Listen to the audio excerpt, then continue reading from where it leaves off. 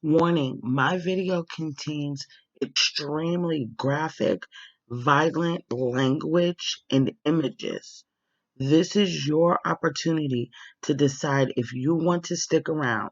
This is a trigger warning and any other kind of warning that you need to make your decision if you're going to stick around for this video.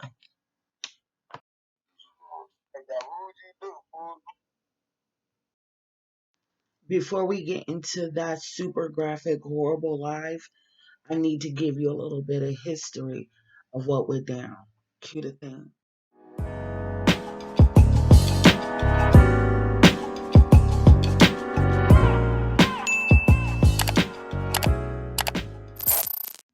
What's up? What's up? It's your girl. Welcome back to Real Talking Healthy Food. I know it's been a long time, and I'm sorry I'm coming here on such a bad topic.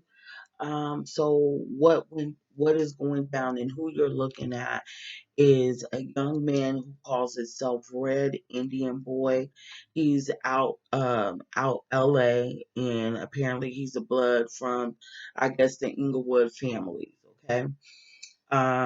And he's on the live with a dude named Capone. So they are some pretty infamous gangbangers out in the West Coast. So in this video, they're basically just discussing, I don't know, some gangster shit. And he ends up getting blasted in this video. I will show the rest because I want to drive home a point. So the reason why he got blasted is because his friend that he's talking to um did some wall banging. Like he's 12 years old and just got jumped in or some shit. And he disrespected Nipsey Hussle's mural out in I think it's in Crenshaw. Out in Crenshaw. It sure is.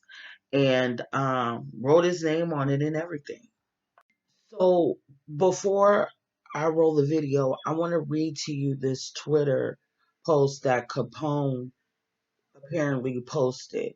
After he posted that this video I'm about to show you, disrespecting Nipsey Hussle's mural, and hit this tweet right here. This is him. This is from his Twitter. It says, "Mama just called me telling me lay low. They said they coming for you and they coming to Inglewood," in the quote. And I told her I'll see them when they get here. Okay. The next tweet says, "Why is the Bitsies posting on Insta? Didn't y'all mans just get smoked?" Wow, he's mad disrespectful. I'm gonna have my hand out. Yeah.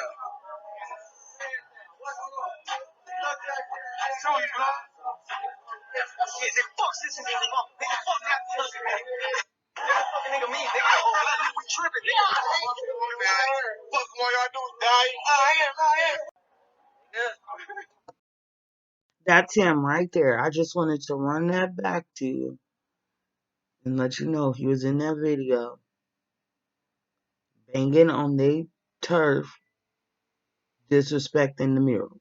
I just wanted to let you know he was one of them. So some of these YouTubers are saying they don't know why. Well, this is why right here. And a whole lot of people, responded to that, just like his partner Cowboy. Now, oh God,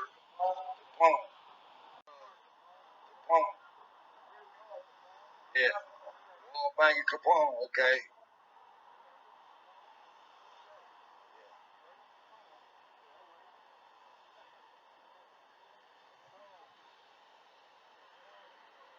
Baby Kapone, that's what your name is, cuz. Baby Kapone. That's how y'all doing it. Y'all come up and wall banging, cuz. Crossing out the dead homie, cuz. Come on.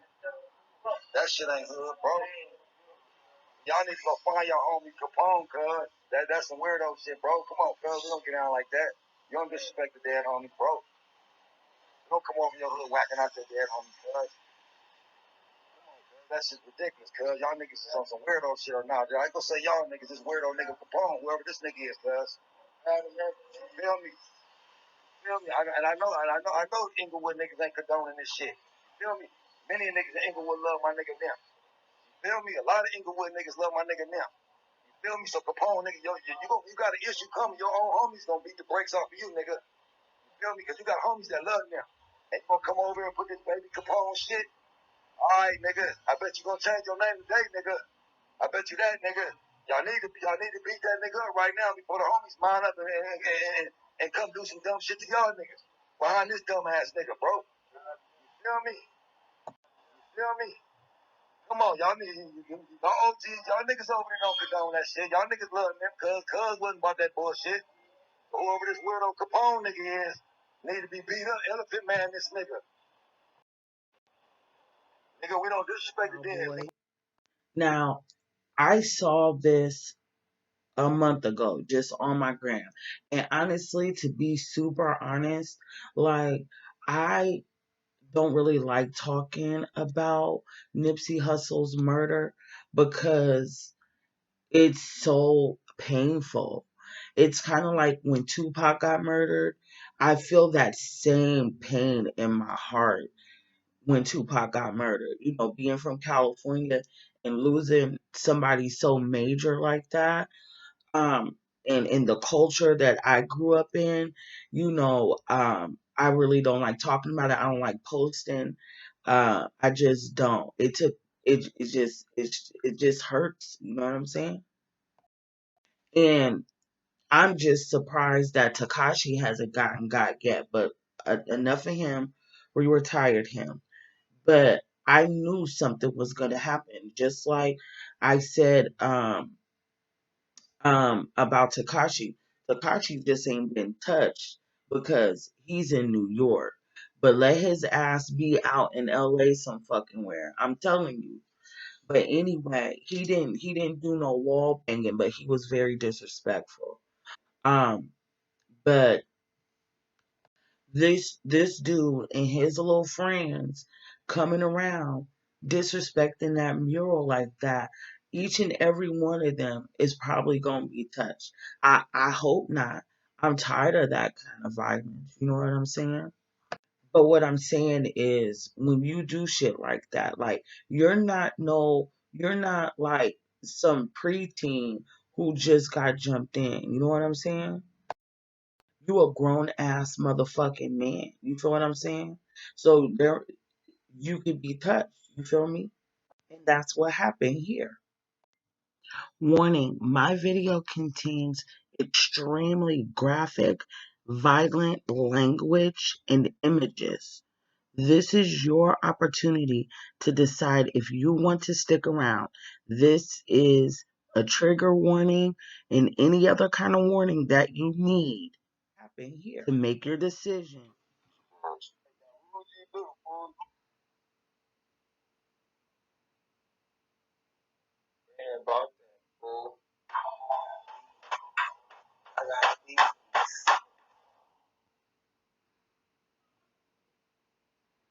What the fuck?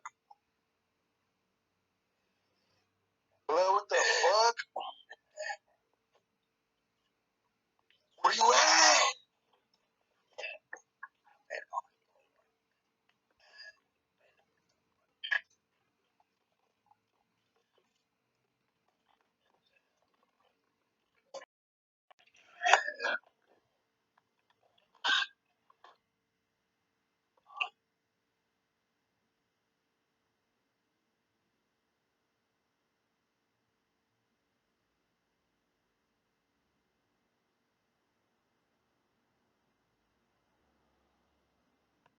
I don't know that nigga or nothing. You know what I'm saying? But that's the most heartbreaking thing I seen today. And that's what made me want to make a video about this. And I'm going to say first, shout out to my parents, anybody who was a guardian in my life. You know what I'm saying? Um, because I was born and raised in California. It's in my heart and my soul wherever I go. And I know I got a fucked up accent, but I'm just a little bit of a mutt. You know what I'm saying? But I was able to get out and away from the gang culture, even though it's still kind of like in my demeanor and my swag or whatever.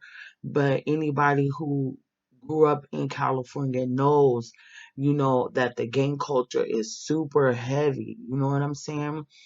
And I didn't get jumped in or anything, but if I would have stayed longer, I would have. You know what I'm saying? Like that's the path that my life was on, and it's real personal to me.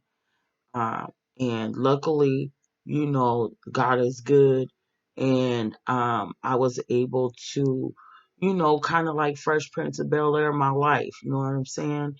And come out to Kentucky and get my shit together.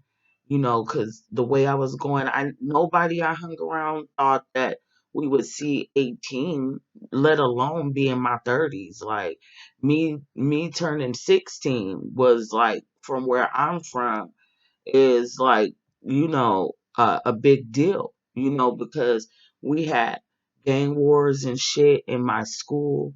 They was beating up teachers and shit. Like it was some whole ill shit going on where I'm from. You know what I'm saying? And that kind of shit that he's pulling, he pulled like you could be a teenager getting aired out just like that, and that shit that nigga baby Capone pulled is starting a whole bunch of shit for nothing. You know what I'm a lot of bloods fucked with Nipsey Hussle on the strength that he was when he was banging, he was on point. There's rules and regulations to everything. You know what I'm saying? And that nigga's out of pocket, all the way out of pocket. And I don't know, man. My prayers is gonna go up that hopefully the OGs could step in and try to figure out something. You know what I'm saying? And speaking of which, I saw this OG here on YouTube, and I thought what he said was really on point. So I'm going to share that. On three, you know what I'm saying? You know, it was a tragic situation with you being on live, watching your homeboy go out like that. That's very tragic, you know what I'm saying? And it was all bad. I don't know if the reason he got killed was because what you did to Nipsey Hussle's mural. I don't know. I don't know the politics on the situation. But you see how close death is to you? You see how fast something could happen? You know what I'm saying? If they mad and hitting your homies up because of that situation, then that should teach you something. You know what I'm saying? You out here laughing and giggling about what you did, and these niggas is really killing people. You know, your homies, if they killed him for that, your homies is dying over that shit. Or they will continue to start dying over that shit, and it's gonna be a bloodbath. You know what I'm saying? So man, you gotta be more careful with what you do. You know what I'm saying? We older niggas. You an older nigga. You ain't no little boy no more. You don't need to be writing on no motherfucking walls, nigga, to prove a point, nigga. You supposed to have status. You know what I'm saying? You should be able to walk through a motherfucker and motherfuckers know what's up. Instead of you trying to do extra shit to get attention. I understand y'all from different gangs you in there, and I understand that they your enemy. You know what I'm saying? But at the same time, though, you got to look at the situation. You see how that shit happened right when you was on live and you couldn't even get there to even do anything? All you asked was where you at, and he's trying to tell you where he at. You just leave your phone, you drop the phone or whatever you did. You got to think wiser, young brother. You know what I'm saying? You got to think wiser. You got to move a little different.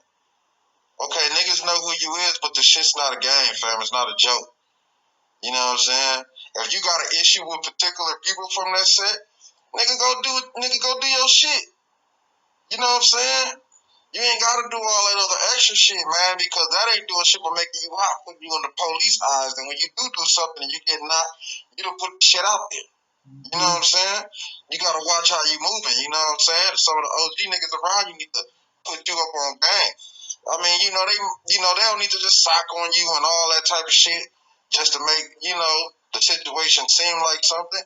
Shit's happening right in front of your face. Your homie just got smoked on live right in front of you, my nigga.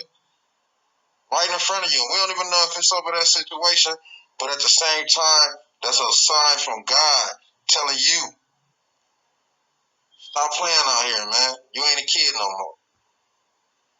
Y'all subscribe to my channel. Fuck with me. And shout out to the OG Quentin. This his YouTube page is cut and dry, real simple. Quentin, right there, y'all. Fuck with the OG. Now we can't end it without me digging a little deeper, as I always do.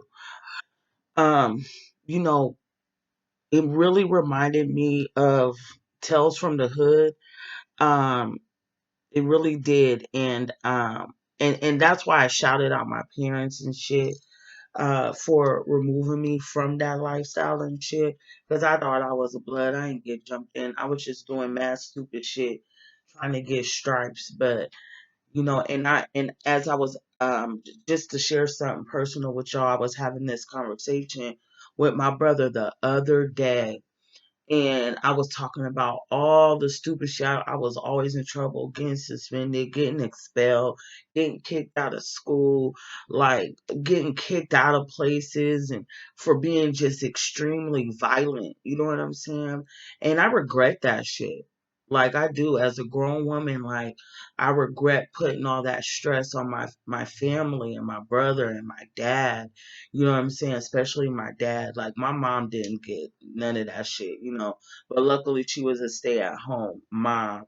But I'm sharing something personal with y'all because hopefully, somebody, anybody who sees this could use it as an opportunity, as a teaching, tool or something like that. But my friends was getting killed. You know what I'm saying?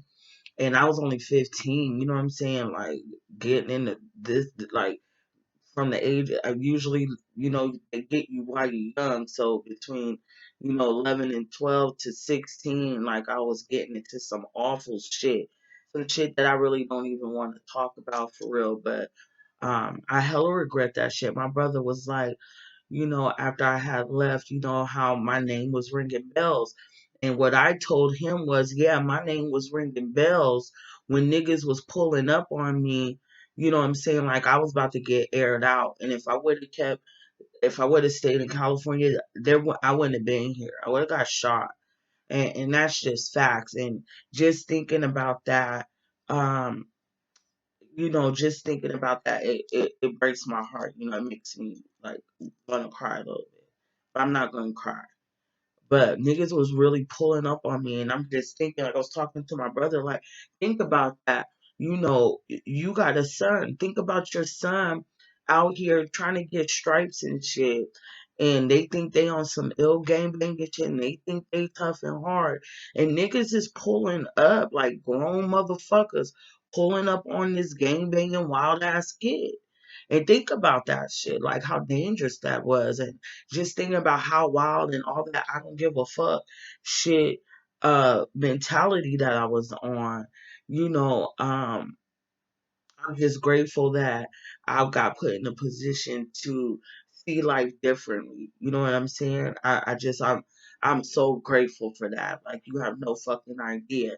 And so bringing it back to the point, this video reminded me of Tales from the Hood because as we talk about often on the show, is that on my show, the outside influences and how there's these influences in the music and in the movies and shit like that. And a lot of times in the movies, they have messages in them. And I think a lot of the times we're glorifying the bad and missing the message. And when I saw Tales from the Hood when I was little, that part always stuck with me. Um, the part with Crazy K when he was the gang banging dude and he got shot by the ops and he was given an opportunity of redemption. But he didn't know that. You know, it's like some Twilight Zone type shit. He was given an opportunity of redemption. Where during this time, he was in a jail cell right across from a Ku Klux Klan member. And I'm going to roll that clip. The final fight between black and white has begun. I've led my troops on a wave of the thoughts to wake up my white brother. All of the niggas in here will be killed, except for the few with the fight against their mother. Those few will be spared and live their lives as slaves. Do you want to be spared? Come join my army.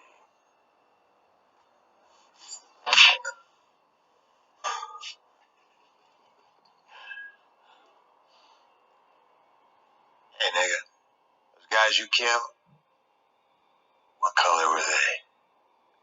Huh?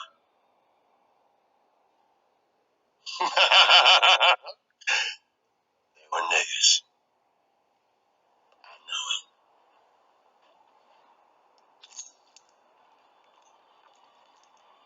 You're cool with me. I like you. Oh, this is a war, you know, against us, period. Not only is it a war against us, black, brown folks, especially black men. Um, but it's a spiritual warfare as well. You know, good and evil. You know what I'm saying? But in this regard, speaking specifically about gang violence, you know, the message intel from the hood is super powerful. I mean, just in that clip alone, like that Klansman, and I think if these niggas who feel like they're just ill gang motherfuckers and shit like that, they should be faced to speak to a Klan member because that Klan motherfucker will congratulate him and tell him thanks for doing my work for me because if it wasn't me it would have if it wasn't you it would have been me, you know what I'm saying, type shit. And there's a lot of white folks are Klansmen, I should say, but there's a lot of them out there that feel just like him, and I need for us to understand that. And I hope this bullshit does. I just really hope that that bullshit that he pulled doesn't have a snowball effect. Because I'm gonna run another clip for your ass to show you exactly what that shit looks like. Given Saturday night in cities across this nation, it's we killing each other. That clip is a whole lot to take in, man. I'm telling you, that's a whole fucking lot to take in, man. I mean, and watching that young man get murdered is a whole lot to take in as well. You know, um, and that's what it looks like. That's what y'all look like. You know, and I'm for one to say we need our warrior class. That's what you are. That's why you're like that. That's why you're, rah rah and ready to ride and ready to get on a nigga's head and do all that shit. But it's misdirected energy. You know what I'm saying? This is misdirected energy. If we was in a tribe, y'all would be the ones to protect that tribe. But instead, because we're displaced and we've been removed from our natural dwellings, you know what I'm saying? Our natural land. Um, we've adopted this satanic type of behavior. And there's a such thing as gangbanging demons as well. Because the music along with the drugs and the spirits that you're intaking, you are setting yourself up, you're conjuring up demons to make you ride. And I know what that feels like. I'm speaking from real fucking experience. But what that is I'm not saying we don't need our thugs, and I'm not saying that we don't need our gangsters. What I'm saying is we need y'all to look internally because instead of riding on somebody, you know, unless they really just did some shit to your fam. You know what I'm saying? But I'm just saying, like, we really need our warrior class for this war that we're fighting against these powers that shouldn't be. And that's what I'm saying. It's misdirected energy. We need y'all. You know what I'm saying? Regular, common folks need y'all. You know what I'm saying? Especially during this gentrification, especially we're being attacked on multiple levels. You know what I'm saying? And I just feel like that warrior class needs somebody. You know, I don't know. Listen to Louis Farrakhan. Listen to some more Tupac or something. You know what I'm saying?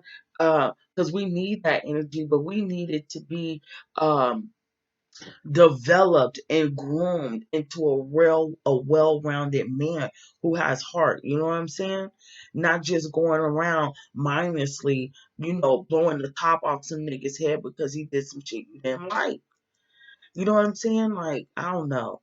I was able to grow out of that, and I'm just hoping that maybe some chick that make YouTube videos will reach somebody so they can have some sort of understanding of what I'm talking about.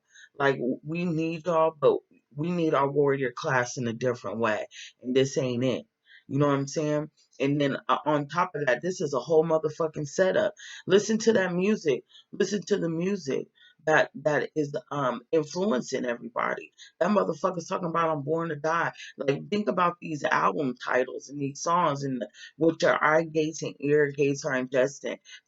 That's why I really can't, listen to a lot of rap. I really have to monitor what I intake, and you need to as well, because music is meant to move you. And to be more specific, hip hop has been um taken over and weaponized against us to kill each other. We seen that in that last clip. That gangster shit, it started off as, being introduced to the world because that's just what was going on at the time in California. But the gangs, a lot of the black gangs specifically, stem from the Black Panthers and shit. And they was monitoring their communities, and then it got infiltrated, as most things, just like the Black Panthers got infiltrated, and they done turned into some whole wild ass gangster shit. You know what I'm saying? And then not only did they take that, they took it and exploited it and marketed it to the masses to basically kill us off. And it's a real thing. And I'm gonna roll this clip for you. Before I roll that clip, this is something that I talked about in my Hip Hop is Dead video. So I'm going to run that clip, then I'm going to run this clip again for y'all asses. Oh my God. Right when I was, oh my God, like right when I went to go get my video so I could show you this clip, I just subscribed to Up TV, UPTV. Okay, Up TV, which is a Christian channel that kicks facts, okay? And look what I found. As soon as I opened up my YouTube. Look at that. Look at that. What does it say? The spirits that influence the music you listen to eventually make their way in you. That's what I was literally just fucking saying. That's what I was literally fucking saying.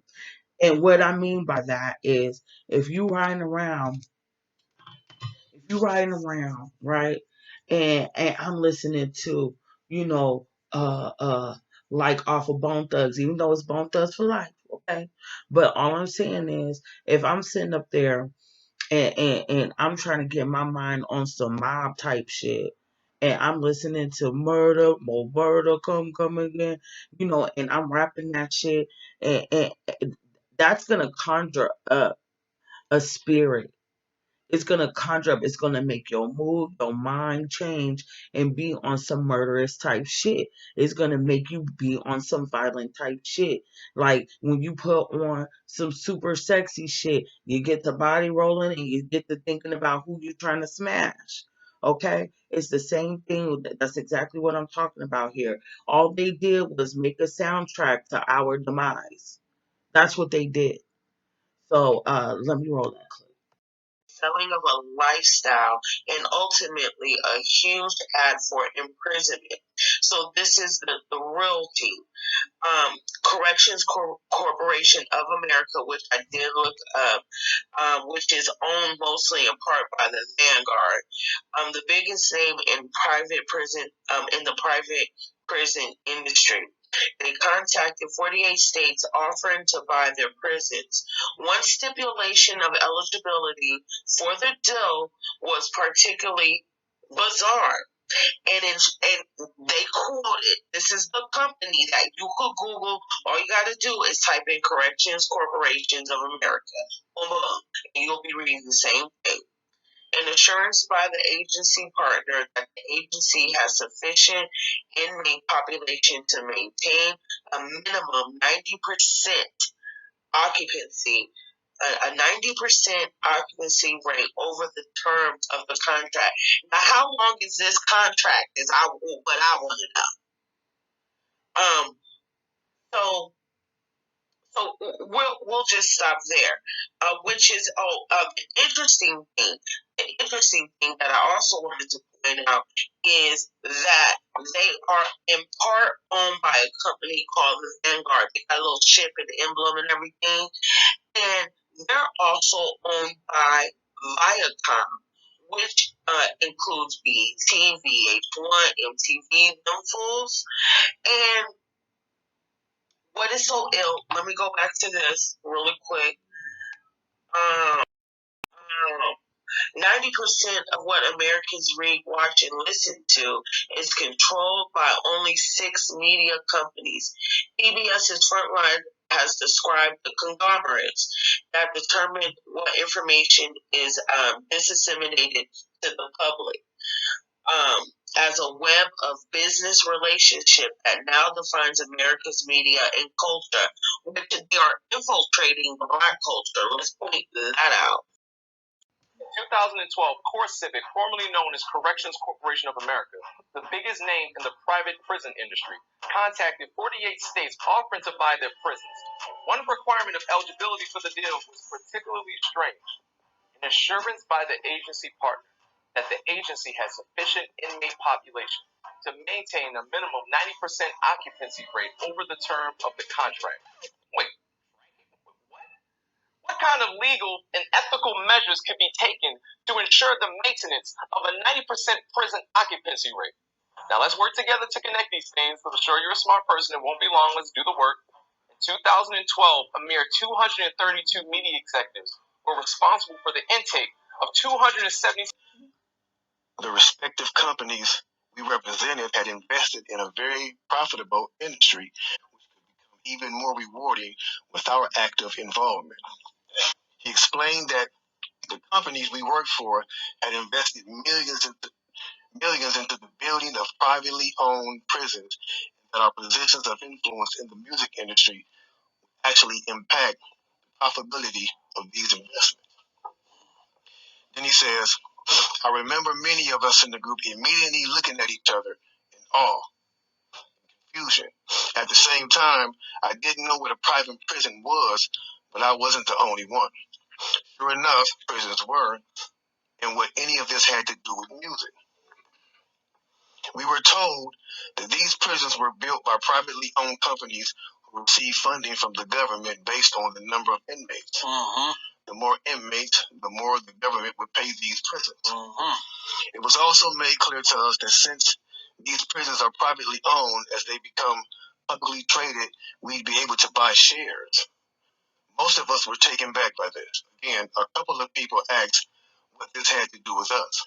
At this point, my industry colleague who had first opened the meeting took the floor again and answered our questions.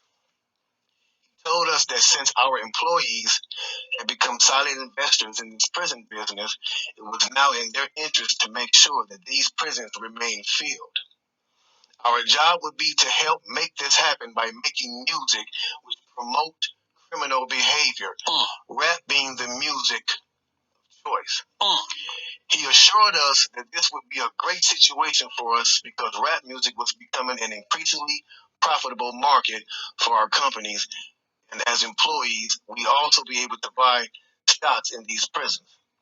Immediately, silence came over the room. You could have heard a pin drop.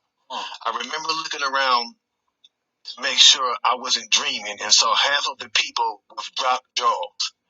My daze was interrupted when someone shouted, "Is this a fucking joke?" At this point, things became chaotic. Right. Two of the men who were part of the unfamiliar group grabbed the man who shouted and attempted to remove him from the house. A few of us, myself included, tried to intervene. One of them pulled out a gun, and we all backed off. Separated us from the crowd, and all four of us was escorted outside. My industry colleague, who opened up the meeting earlier, hurried out to meet us and reminded us that we had signed an agreement and would suffer the consequences of speaking out about this publicly, or even those who attended the meeting. I asked him why was he involved with something so corrupt, and he replied, "It's bigger than the music business, and nothing we can do. No, it's bigger than the music business, and nothing we want to challenge without risking consequences." We all protested as we walked back into the house. I remember word for word the last thing he said. "It's out of my hands now. Just remember you signed an agreement." He then closed the door behind him. The man rushed us to our car and actually waited until we drove off the property. So this meeting, bro. That's a lot for a meeting right there. Oh yeah, definitely. And this person later on, he said, this person actually ended up leaving the music industry. This happened. A few years after this, he ended up leaving the music industry. Okay. And he said he just over the years he just felt guilty because he said as he sat back and he watched these plans come to a reality over 2 decades, he sat back and was like, "Wow, they really pulled it off." Yeah. They really pulled this off. He was like, they were told not to sign any more political rappers, any more rappers that had messages in their music. Positivity. It was all to be gangster rap music that they promoted and put out. If you wonder where Brand Nubians went, where Pro Righteous Teachers went, where Public Enemy went, where KRS One went, and all sorts of groups like that was talking. Yeah. Even Queen Latifah and Moni Love and those, everybody. It's a back door. Yeah, anything that was harmless, fun rap, anything that had a message in it had to go. Yeah, that's why if you even notice though, now we talk about that all the time. You can be brief with it, those charms that came out like maybe 1988, 89, the African charms. Those they lasted for about 2 years and they disappeared real quick, you know what I'm saying? Yeah, quickly. Definitely. Now, after reading all this, it actually made me feel a few different ways. The first emotion I felt was shock. I was definitely taken back by this, just knowing the level of evil that's involved by even thinking of a plan like this.